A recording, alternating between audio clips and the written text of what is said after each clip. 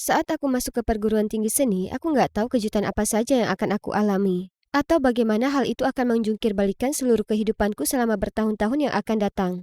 Suatu hari, aku sedang berjalan di aula dan aku melihat seseorang yang aku kenal. Itu Andy, dan aku belum pernah melihatnya lagi sejak kami masih kecil.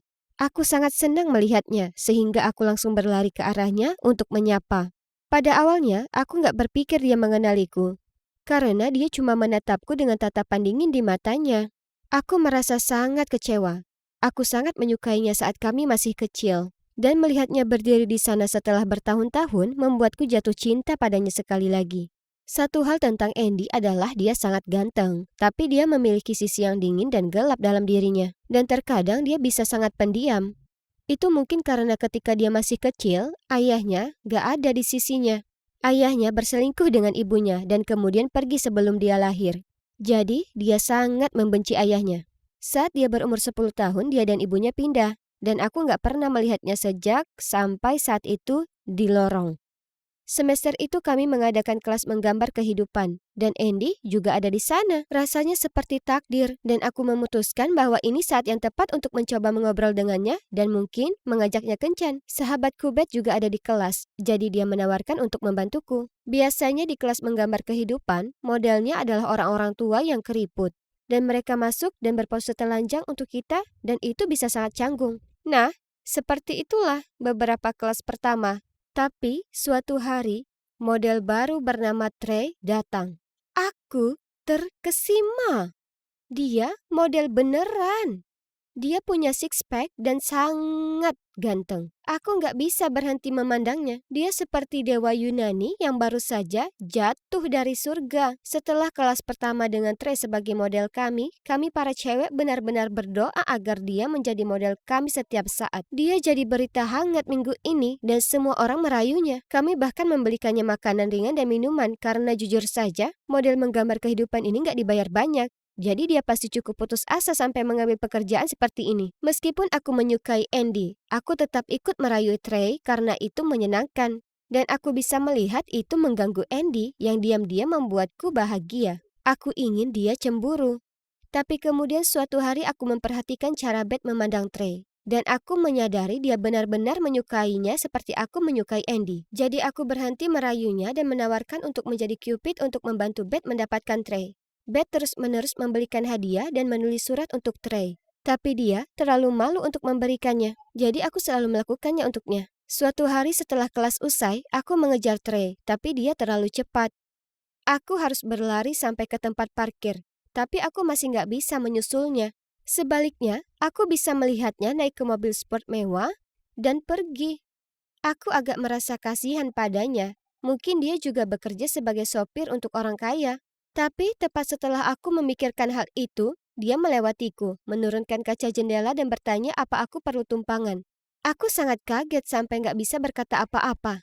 Aku cuma menggelengkan kepala dan menatap. Aku kaget sekali, aku sampai lupa memberikan surat Beth kepadanya. Setelah dia pergi, aku terus menatapnya. Gak mungkin dia adalah sopir seseorang. Dia mengeluarkan kepercayaan diri dan saat itulah aku menyadari dia pasti orang kaya. Aku berlari kembali ke dalam untuk menemukan Beth dan memberitahunya bahwa mungkin Trey nggak semiskin yang kita kira. Lalu aku menggambarkan mobilnya, dan kamu seharusnya melihat wajah Beth. Itu malah membuatnya semakin bertekad untuk memenangkan hatinya. Keesokan harinya hujan, dan Beth nggak datang ke kelas. Dia bilang dia sakit, tapi memohon padaku untuk memberikan surat itu ke Trey. Seusai kelas, Trey meraih payungnya dan pergi. Hujan benar-benar deras, dan aku nggak punya payung. Tapi aku tahu betapa berartinya ini bagi Beth, jadi aku mengejarnya, memanggil namanya. Aku benar-benar basah kuyup, dan tepat sebelum aku berhasil mencapainya, aku tersandung dan jatuh. Itu sangat menyakitkan, jadi aku berteriak, "Aduh!" Sangat keras. Trey berbalik dan terlihat benar-benar ketakutan. Dia datang berlari untuk membantuku, memberikanku payungnya, dan membawaku ke gedung terdekat. Saat Trey membantuku, Andy lewat.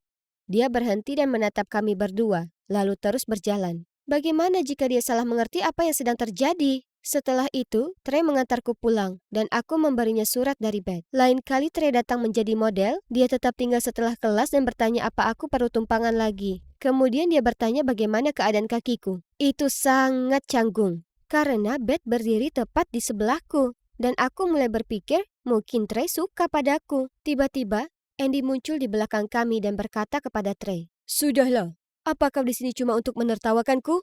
Kamu gak butuh uang ini, jadi berhenti saja." Lalu dia menyerbu sambil marah. Wah, jadi Andy dan Trey saling kenal?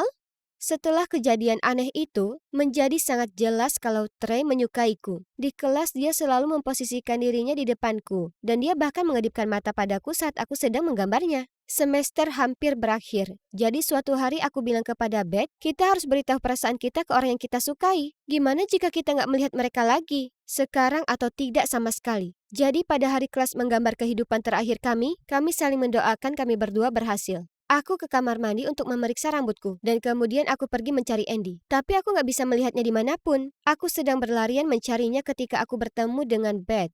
Dia juga nggak bisa menemukan Trey. Dan kemudian, kami melihat mereka berdua. Mereka berdiri di luar bersama, dan sepertinya mereka sedang bertengkar serius. Kami berjalan mendekat untuk mencoba dan mendengar apa yang sedang terjadi, tapi kemudian Andy pergi. Trey meraih Andy. Dan mereka mulai mendorong satu sama lain. Tapi kemudian tiba-tiba Trey meraih Andy dan memeluknya erat.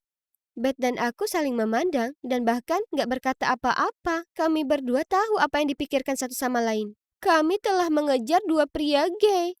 Ini bukanlah akhir cerita. Ini sebenarnya cuma awal dari kisah cintaku yang gila.